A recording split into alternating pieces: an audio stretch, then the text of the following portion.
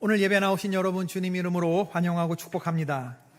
2026년 어린이 여름 성경학교 주제가 살아가요 하나님 나라 주제가가 너무 은혜가 되더라고요. 주 예수 보혈로 거듭난 나는 하나님 백성, 세상 따르지 않고 매일 기억해 매일 충성해. 하나님은 나의 왕, 나는 하나님 나라 백성, 찬양해 하나님 나라, 노래해 하나님 다스리네. 이 세상 모든 것 찬양해 하나님 나라 노래해 하나님 다스리네. 이 세상 모든 것. 살아가요 하나님 나라. 어떻게 사는 것이 하나님 나라를 살아가는 것인가? 실로 거대 담론입니다. 이 주제는 어린이 여름 성경학교 주제이기 이전에 우리 어른 성경학교의 주제라고도 생각이 됩니다. 우리는 이 땅에서 살아가는 하나님 나라 백성들인 줄로 믿습니다. 우리는 하나님의 다스림을 받는 하나님의 백성들이에요. 그럼 누가 착한 백성이고 누가 하나님의 성도냐? 착한 자녀는 자기 생각이 있지만 부모님의 말씀을 잘 듣는 그러한 자녀 아닙니까? 착한 학생은 선생님의 말씀을 잘 듣는 학생이에요. 착한 성도는 하나님의 말씀을 잘 듣는 성도겠죠. 그게 칭찬이든 그게 꾸지람이든 그게 설령 욕이든 그걸 다 잘 받아들일 수 있는 사람이 그게 착한 성도고 착한 학생이고 착한 자녀죠. 우리 스스로에게 물읍시다. 세상 나라는 국민, 주권, 영토, 나라의 3요소라고 하는데 제일 중요한 게 국민이죠. 그러나 하나님 나라는 그렇지 않다고 생각하셔야 됩니다. 하나님 나라의 3요소, 하나님의 나라에서 제일 중요한 건 주권인데 그 주권이 누구에게 있습니까? 하나님에게 있습니다. 내게 있지 않습니다. 내 생각은 중요하지 않아요. 하나님의 말씀이 중요해요. 동의하시면 하십시다. 완전히 달라요. 완전히 달라요. 하나님의 말씀이면 만 사람이 이 길로 간다 해도 나는 이 길로 가야 되는 거예요. 그게 하나님 백성이에요. 하나님이 주인 되시고 우리는 그 하나님을 주인으로 모신 백성이고 그 백성이 가는 하나님의 영향력이 확대되는 그 지경만큼이 영토입니다. 반짝거리는 바벨론 세상에서 유혹을 따라가지 않고 하나님 백성으로서 이 말씀을 따라간다고 하는 건 말처럼 쉽게 되지 않습니다. 하나님 백성으로 살아가는 거, 하나님 백성을 살아내는 거, 이건 일생에 걸친 숙제죠. 한 사람이 믿음이 있는지 없는지를 확인해 보는 것은 모든 일이 잘 풀리고 몸이 건강하고 모든 관계가 다 원만하게 풀려가는 순풍의 시기에는 그 사람의 믿음이 잘 드러나지 않습니다. 인생에 미친 바람이 불어오고 광풍, 역풍, 예상치 못한 그런 바람들이 올 때 그때 믿음의 실체가 드러나게 되는 거죠. 사람들은 힘들어지면 무언가를 의지하게 되고 무언가를 찾게 되고 지푸라기라도 잡는다고 하는데 정확히 말하면 지푸라기라도 잡고 싶은 심정이 되죠. 그럴 때 내가 찾고 내가 잡고 나를 다스리게 하는 그 음성, 그게 내가 믿는 바다, 그 얘기를 하는 거죠. 성경 열왕기하 18장에서 아수르 왕 사네립이 남유다를 쳐들어왔습니다. 그때 왕이 히스기야 왕인데 아수르 왕이 자기의 신하 랍사게를 통해서 히스기야 왕에게 물은 질문이 있어요.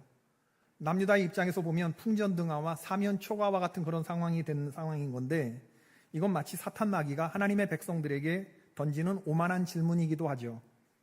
랍사게가 그들에게 이르되 너희는 히스기야에게 말하라.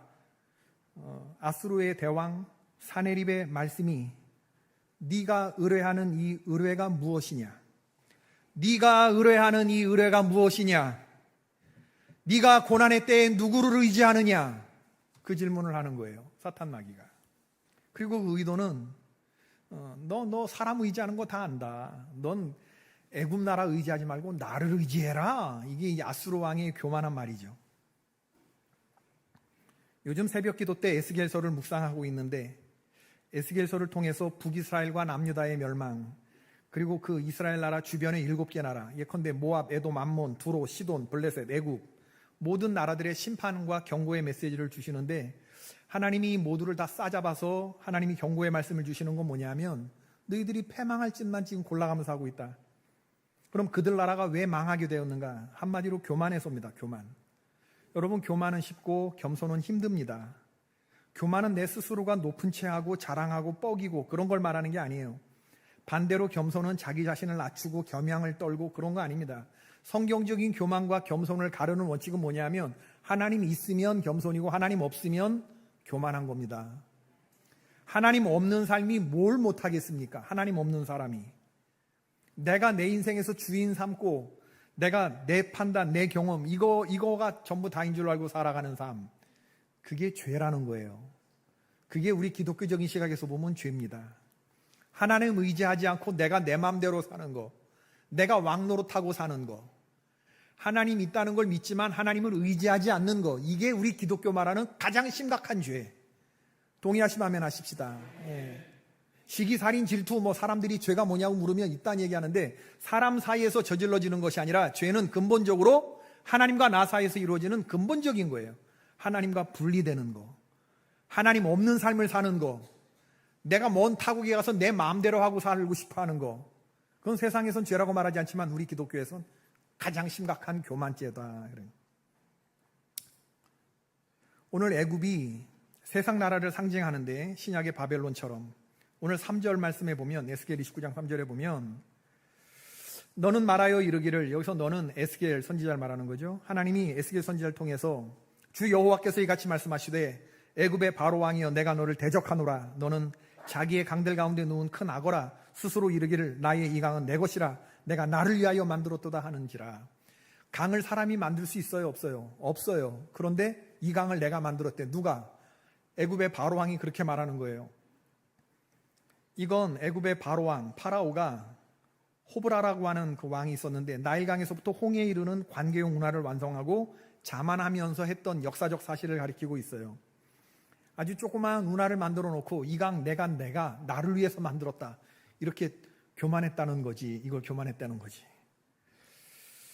생각해 보면 애굽의 피라미드 가보신 적 있으신 분도 거기에 끄떡거려 보세요. 애굽의 피라미드, 세계 7대 피라미드라고 그러는, 7대 불가사의라고 그러는데, 가장 높은 쿠프왕의 피라미드 같은 경우에 그 높이가 148m, 2.5톤의 네모난 돌을 230만 개 쌓아 올렸다고 그래요. 애굽의 부와 권력의 상징이죠. 얼마나 많은 사람들이 거기에 동원됐겠는가 생각해 보면, 정말 이거를 명하고 사람들을 동원한 그 권력자는 거의 신격화된 그런 존재였겠구나, 이제 그런 생각을 해보게 되거든요. 우리 대한민국에 피라미드 같은 거 세운다 그러면 아마 난리 날걸? 그게 대통령이고 그 대통령 할아버지가 와도 있을 수 없는 일입니다. 그죠? 그렇죠. 지금 피라미드 같은 걸 세운다, 아마 대통령이 그래봐 바로 탄핵시키지, 우리 같으면. 근데 어떻게 230만 개 되는 2.5톤 돌을 기원전 3000년에 어떻게 그걸 세울 수 있었을까? 그러니 진짜 파로는 내가 태양의 아들이다, 이런 식으로 막 간 것 같아요. 애굽을 가로지르는 강이 뭐예요? 나일강. 나일강의 최고 포식자가 뭐예요? 내가 악어다. 이렇게 얘기를 했는데 하나님이 웃기지 마라 그러면서 29장 5절에 내가 갈고리로 네 아가미를 꿰고 너의 강의 고기가 네 바늘에 붙게 하고 내 비늘에 붙은 강의 모든 고기와 함께 너를 너의 강들 가운데서 끌어내고, 악어를 낚싯바늘처럼 딱 긁어서 강 가운데서 끌어내서 너를 어디에 던져? 들에 던진다. 들은 사막을 말하는 겁니다. 거기서 공중의 새와 들의 들짐승의 먹이가 되게 할 것이다. 하나님이 그런 이야기를 하는 거예요. 말라 죽게 하겠다. 그리고 그 가운데로 사람의 발도 지나가지 아니하고 짐승의 발도 지나가지 아니하고, 11절 12절에 보면 거주하는 사람이 없이 40년이 지나게 될 것이다 그러시면서, 내가 애굽 땅을 황폐한 나라들 같이 황폐하게 하며 애굽 성읍도 사막이 된 나라들의 성읍같이 40년 동안 황폐하게 하고, 애굽 사람들은 각국 가운데로 흩으며 여러 민족 가운데 해치리라. 그 강대국 애굽을 황폐하고 황폐하게 하며 황폐하게 하리라. 3번 반복돼요. 사람 아예 황폐하게 내 널 황폐하게 만들 거다, 그런 일. 하나님의 뜻은 생육하고 번성하고 땅에 충만한 거, 물이 가득 찬 거, 진액이 성성하며 골다공증 이런 거 없는 거에 하나님 은혜 주시면, 몸에 그냥 물이, 오이도요, 이렇게 땅에 딱 떨어지면 팍 하고 터지는 거, 물이 꽉 찬 오이 먹으면 아주 그냥 물이 확 씹히는 거, 진액이 풍성하고 수분이 많고 결실한 포도송이 같고, 이게 하나님의 뜻이지 황폐하고 황폐하며 황폐하게 될 것이다. 교만한 자를 하나님께서 그렇게 다루시겠다고 그러는 거죠. 애굽을 이렇게 다루시는데, 그 애굽을 또 이스라엘 나라는 하나님의 백성들이, 이 6절 7절 말씀을 보니까, 애굽은 본래 이스라엘 족속에게 갈대 지팡이라. 그들이 너를 손으로 잡은즉 네가 부러져서 그들의 모든 어깨를 찢었고, 그들이 너를 의지한즉 네가 부러져서 그들의 모든 허리가 흔들리게 하였느니라. 지팡이가 얼마나 요긴합니까? 추진력을 얻기도 하고 몸의 균형을 잡기도 하고 노인들의 필수품인데, 지팡이긴 지팡이인데 이 지팡이가 무늬만 지팡이지 이게 내용적으로 보면 갈대 지팡이네. 갈대 지팡이를 누가 의지했어요? 이스라엘 나라가 의지했어요. 애굽을. 애굽의 입장에서 좀 속상할 얘기이기도 해요. 누가 나 의지하래? 갈대 지팡이가 나빠요? 갈대 지팡이를 의지한 놈이 나빠요? 갈대 지팡이가 나빠요? 애굽은 갈대 지팡이라. 갈대 지팡이를 의지한 놈이 나빠요? 갈대 지팡이가 나빠요? 둘 다 나빠요. 둘 다 나빠, 둘 다. 둘 다 나빠. 예.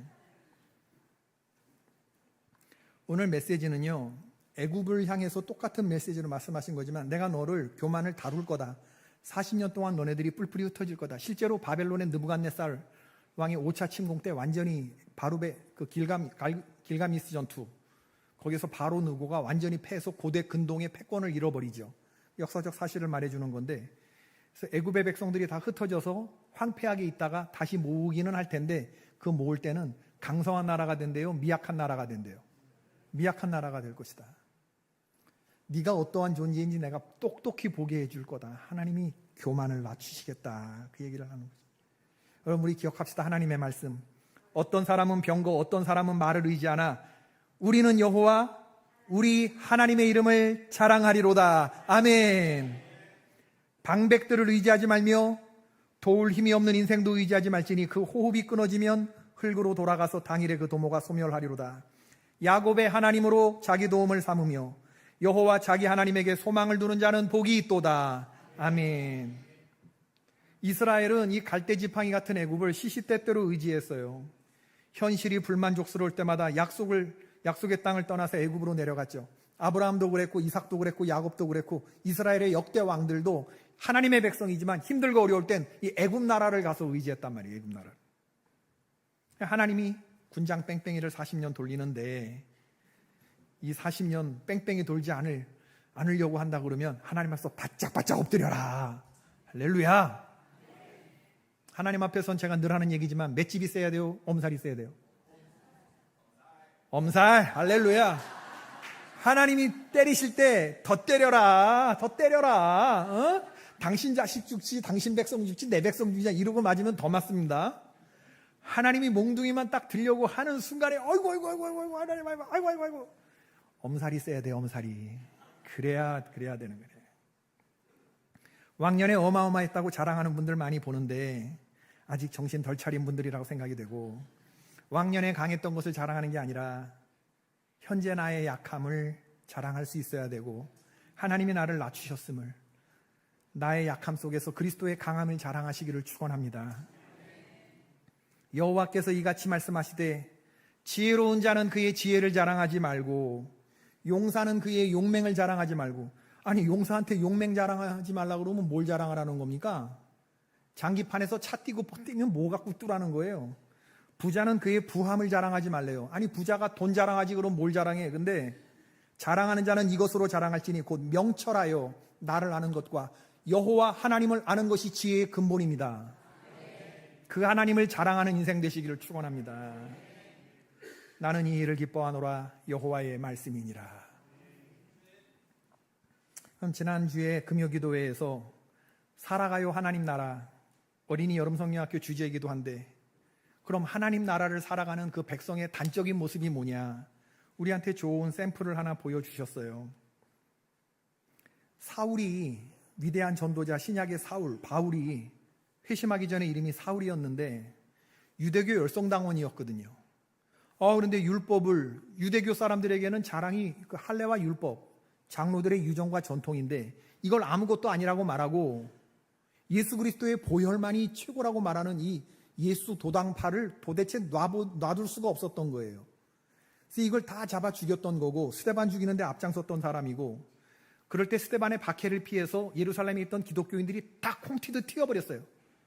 그래서 어떤 사람들은 저 시리아로 도망가고 어떤 사람은 구브로로 가고 막 이렇게 도망갔는데, 그 열심당원인 이 사울이 그런 기독교인들의 원수의 도당을 끝까지 쫓아가가지고 다 체포영장을 가지고 다 잡아 죽이려고 박멸시킬 생각을 했던 그 악독한 사람이 바로 사울이었거든요.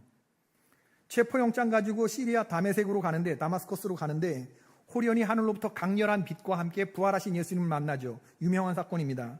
부활하신 예수님이 사울에게 물어요. 사울아 사울아 네가 어찌하여 나를 박해하느냐. 주여 누구십니까? 나는 네가 박해하는 예수라. 너는 일어나 시내로 들어가라. 너에게 행할 것을 너에게 이를 자가 있느니라.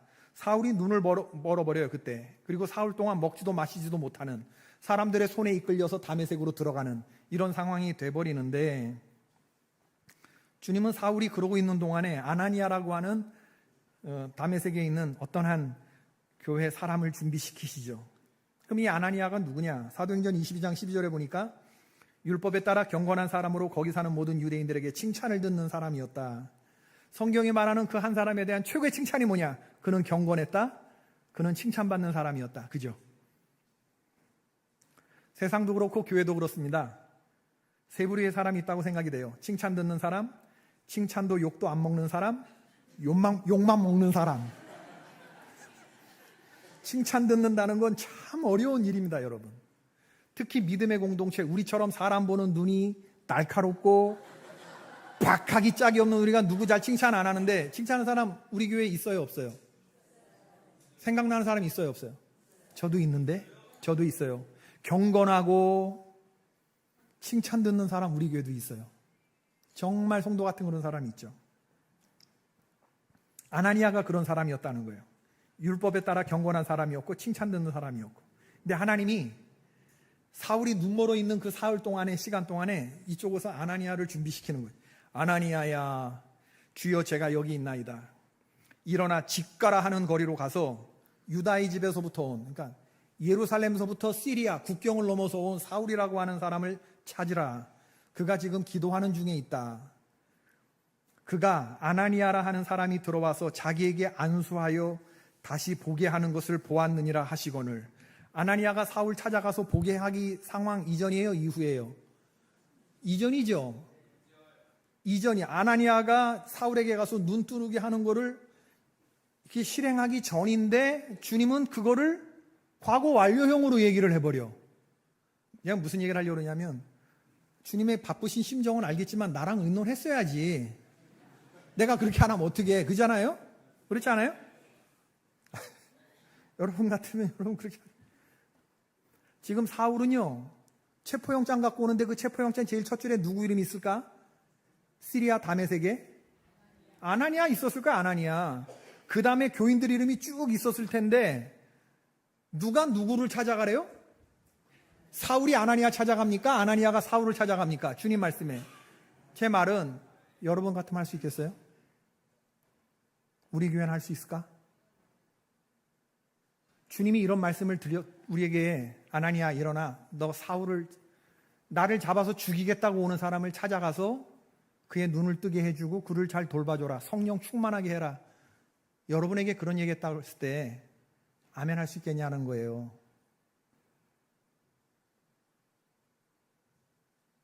난 할 수 있다. 있어. 난 할 수 있다. 손 들어보세요, 진짜. 나는 주님 말씀하신 그렇게 할 수 있다. 하나, 둘, 셋, 넷. 넷 있네. 제가 1부, 2부 때는 안 물어봤는데, 그렇게 할 수 있을 때 여러분, 우리가 천연기념물 성도입니다. 내 생각과 내 판단과 내 고집이 하나님의 말씀을 누르면 우리는 아직 회개할 게 많은, 부족하기 짝이 없는 사람들이죠. 주님은 명령을 들어야 할 수명자의 감정과 상황을 고려하지 않고 밑도 끝도 없이 진도를 빼요. 홍수 심판하실 때 노아에게 밑도 끝도 없이 홍수라고 하는 개념이 없는 사람한테 내가 이제부터 40일 밤낮을 비를 내릴 텐데 넌 방주를 만들어라.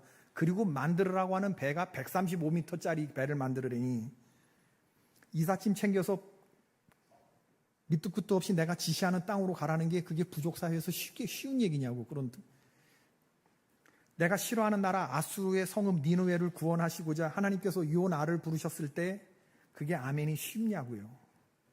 하나님은 우리의 상황을 별로 고려하지 않고 그냥 진도를 빼요. 내가 듣기 좋아하는 명령에는 아멘하기가 쉽지요. 그걸 순종이라고 말하지 않습니다. 진짜 순종은 뭐냐면 내가 정말 순종할 수 없는 사안에 대해서 주님 말씀하실 때, 순종하기 정말 어려운 그런 과제를 우리에게 던지실 때, 그때 하나님의 말씀이라면 받아들일 수 있는 게 그게 로드십이 살아있는, 주대심이 살아있는 진짜 성도죠. 믿음은 이런 때 확인이 되는 겁니다. 하나님 나라를 살아내는 건, 하나님 나라를 살아간다는 건 바로 이런 때 발휘되는 거예요. 주님 잠깐만요. 일단 급하신 사정은 알겠는데 제 사정도 있지 않겠습니까? 왜 저와는 의논도 하지 않고 사울에게 벌써 그런 환상을 보여주시면 어떡합니까? 이렇게 말하지 않았어요. 아나니아가 속이 없는 사람이 아니에요. 그의 정보 수집력도 보통이 아닙니다. 그는 사울이라는 사람에 대해서 알고 있어요. 작금에 벌어지고 있는 우리 공동체의 위기도 알고 있습니다. 왜냐하면 아나니아도 나름대로 휴민트가 있는 사람이에요. 휴먼 인텔리전트가 있는 사람이라고. 아나니아가 대답하되 주여 이 사람에 대하여 내가 여러 사람에게 듣사온즉 그가 예루살렘에서 주의 성도에게 적지 않은 해를 끼쳤다 하더니, 스데반의 죽음도 여기 들어가요. 여기서도 주의 이름을 부르는 모든 사람을 결박할 권한을 대제사장들에게서 받았나이다 하거늘, 지금 우리를 잡으러 오는 사람이 누구고 어떤 용무로 온다는 걸 다 알고 있어요. 이미 예루살렘에서부터 휴민트 통해서 다 보고 있단 말이에요. 아나니아는 사울의 과거와 현재의 모습을 정확하게 알고 있습니다. 그리고 그의 미래를 믿지 못하고 있어요. 과거와 현재가 믿지 못하겠는데 어떻게 미래를 믿어요? 그런데 주께서 이르시되 가라. 근데 주님이 미안하다 야. 그래 네가 순종 못할 충분한 이유가 있겠구나. 그리고 주님이 좀 물러서 주시면 좋잖아요. 그죠? 그래요 안 그래요? 오늘 3부 예배는 좀 이렇게 차분하지? 내가 처녀야. 쉽게 얘기하면요, 네가 애를 낳을 거다, 얼라를 낳을 거다 그러면 아멘 그럽니까? 내가 남자를 알지 못하는데 어떻게 얼라를 낳습니까? 이런 얘기 할 만하잖아요. 아멘 할 수 있겠어요? 하나님은 명령을 받는 수명자의 형편과 사정을 고려하지 않고 얘기한다니까. 진도를 빼신다니까. 주님이 야 미안하다 이러면 좋은데 안 물러나시잖아. 가라. 이 사람은 내 이름을 위하여 이방인과 임금들과 이스라엘 자손들에게 전하기 위하여 택한 나의 그릇이다. 이 사람 나의 택한 그릇이다. 그러니까 경건한 아나니아가 두 번 안 물어요. 이 사람이 우리 죽이러 오는 사람이다. 하나님 통촉하여 주시옵소서. 이렇게 안 해요. 그리고 일어나 가라라고 하는 건 선지자 부를 때 하는 얘기거든요. 하나님께서 콜링할 때 하시는 얘기인데, 주님의 음성에 순종해서 사울에게 찾아가서 안수해요. 그리고 형제 사울아 이렇게 말해요. 이 나쁜 놈아 너 나 잡으러 왔지. 이 스데반 죽임을 높은 살인자 같은 놈아. 이게 여기까지 올라오잖아요. 우리 같으면 또 나만 나쁜 사람이야. 근데 입이 근질거렸겠지만 그렇게 안 해요. 그 모든 날뛰는 감정들을 다 제압한 상태에서 최종적으로 툭 튀어나오는 말은 형제 사울아. 여러분 같으면 할 수 있겠어요? 할 수 있겠어요? 제가 금요일 날 이 말씀을 나누면서 우리 기획위원 장로님들 이룰 수 있을까? 우린 이 말씀에 순종할 수 있을까? 이 하나님의 나라를 살아낼 수 있을까? 제가 질문을 던졌던 거죠. 내가 승질 같아서는 너 미워 죽겠지만 하나님 널 고쳐주라 하시니 고쳐주는 거다. 고마운 줄 알아라. 이런 말 한마디도 안 해요. 아나니아가 안수했을 때 사울의 눈에서 비늘 같은 게 벗겨졌다고 그랬어요. 그리고 세례를 받아요. 음식을 먹고 다시 원기를 회복했다고 했어요. 아나니아와 첫 만남서부터 이미 사도 바울은 교회 공동체 일원으로 받아들여졌어요. 사도행전 9장 19절 다 같이 읽어봅시다. 사울이 다메섹에 있는 제자들과 함께 며칠 있을세. 며칠 있으면서 여기서 완전히 사울이 다 회복이 돼요. 잡으러 온 사람인데 사울이 그들과 함께 있으면서 제가 생각할수록 아나니아와 다메섹 교회 성도들의 믿음이 대단했다고 생각이 드는 게, 사울이 예루살렘을 출발했다는 소식을 듣고 도망치려고 짐을 싸고 있었을지도 몰라요. 그 사람들은 형제들, 지금 예루살렘에서 스데반 집사님을 죽였던 사울이라는 고약한 자가 이리로 오고 있어. 앉아서 우리가 체포당할 수는 없는 노릇 아니요. 각자 흩어져 목숨을 부지합시다. 믿음의 동지들이여 훗날 살아서 만납시다. 만약에 우리 같았으면은, 저 같았으면 모아서 마지막 흩어지기 전에 해산하는 예배를 드렸을 것 같은데요. 흩어졌어요? 안 흩어졌어요? 안 흩어졌어요. 하나님 나라를 살아냈어요. 왜? 아나니아도 속이 없는 사람이 아닌데 왜? 주께서 가라사대 주께서 가라사대가 그의 인생의 모든 복잡한 상황을 정리하고 정돈해 줬어요. 하나님의 말씀이 나의 복잡한 마음과 상황을 한 방에 정리하는, 정리되고 정돈된 삶을 사시는 주의 종들 되시기 축원합니다. 하나님의 말씀. 악한 동무들이 나를 꾀요. 어디 가서 나쁜 짓 하자고. 안 돼. 내가 육체에 남은 때를 정욕을 따라 사는 것이 아니라 내가 무법한 조상의 행실로부터 내가 대속함 받아 주의 백성이 된 것은 은이나 금같이 없어지고 썩어질 보배로 된 것이 아니고 예수 그리스도의 거룩하신 보혈의 피로 내가 된 것이기 때문에 나는 이제 육체에 남은 때를 정욕을 따라 사는 것이 아니라 하나님의 말씀 따라 갈 거야. 아멘? 그렇게 마음속에서 브레이크가 탁탁 걸리는 사람들이 그가 하나님 나라를 살아내는 사람들이라는 거죠. 거룩함과 화평함을 동시에 지키고, 무릇 지킬 만한 것 중에 너 마음을 지켜라. 생명의 근원이 이에서 난다고. 이웃의 것들이 탐나지만 도적질하지 마라, 탐내지 마라. 하나님의 말씀이 그걸 말하기 때문에 아주 알뜰하게 그런 모든 욕심들과 탐심을 제어할 수 있는 그런 사람들이 좋은 사람들 아닙니까? 바로 이것이 순종이고, 이것이 겸손이고, 이것이 충성이죠. 아멘입니다. 제가 이제 말씀을 맺겠는데, 하나님 우리를 하나님 나라 백성으로 삼으셨는데, 여름성환교 주제 어제 막 찬양하는 거 애들 따라서 막 불렀어요. 주 보혈로 거듭난 나는 하나님 백성, 세상 따르지 않고, 하나님 다스리네, 이러면서 이 세상 이렇게 딱 해서 하나님 이렇게 쫙 세상을 보는 것 같아. 율동이 그래, 율동이 이렇게 이 세상 나라들 나는 노래해 제가 오늘 설교할 안에 나 아니야? 나 아니야? 아나니야? 나 아니야? 나 아니야? 하나님 나라를 살아갈 나 아니야? 나 왜 아니야? 나지. 은혜가 되더라고요.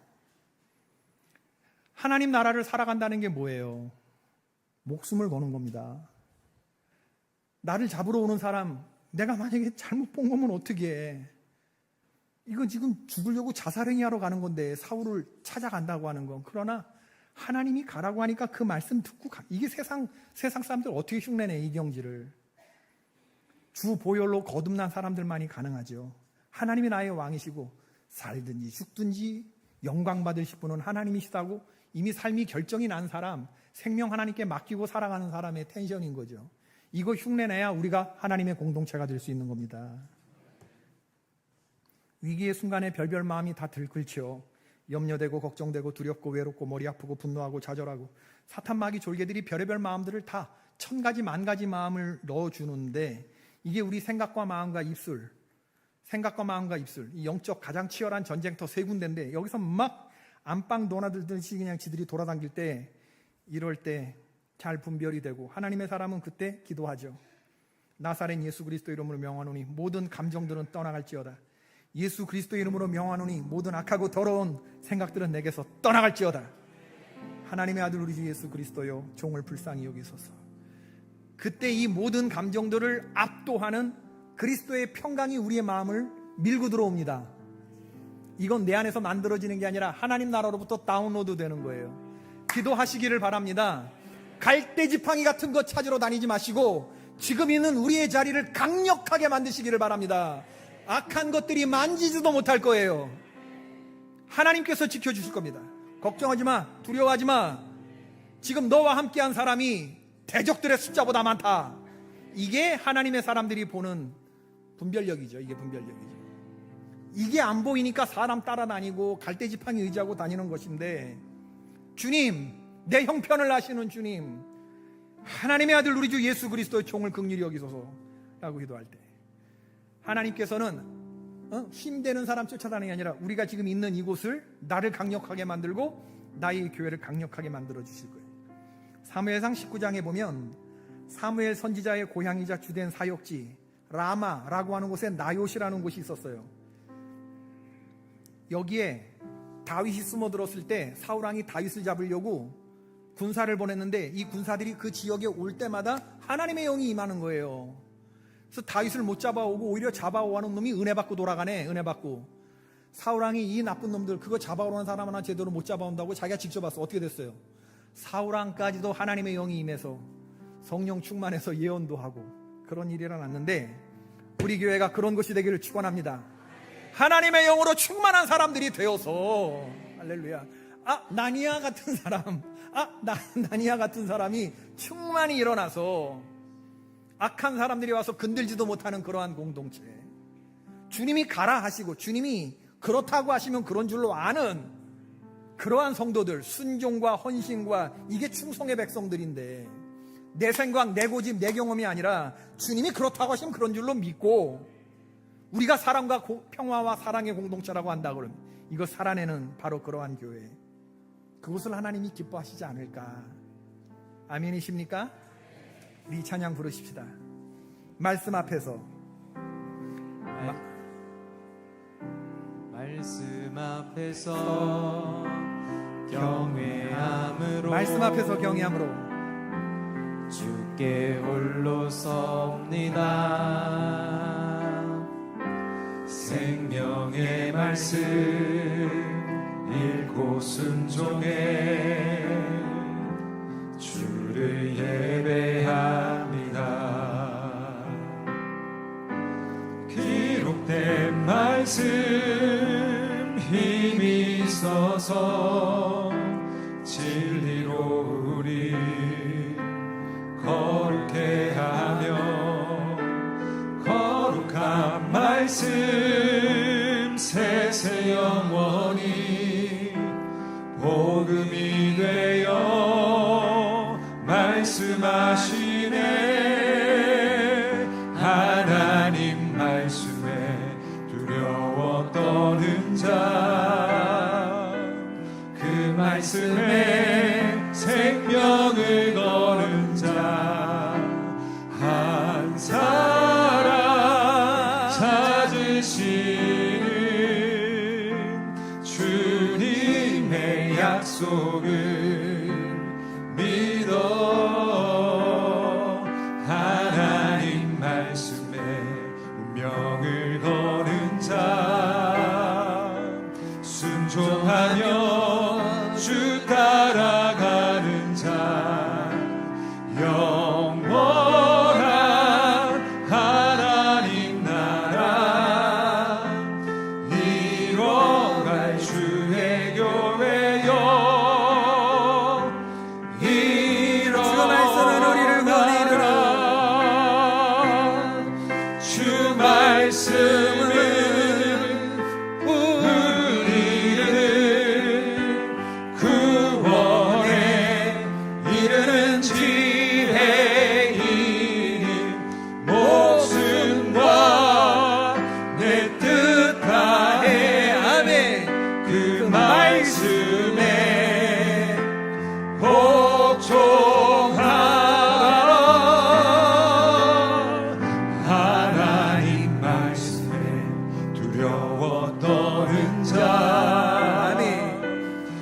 말씀에 생명을 거는 자 한 사람 찾으시는 주님의 약속을 믿어. 하나님 말씀에 운명을 거는 자, 순종하며 주 따라가는 자, 영원한 하나님 나라 이뤄갈 주의 교회요. 일어나라.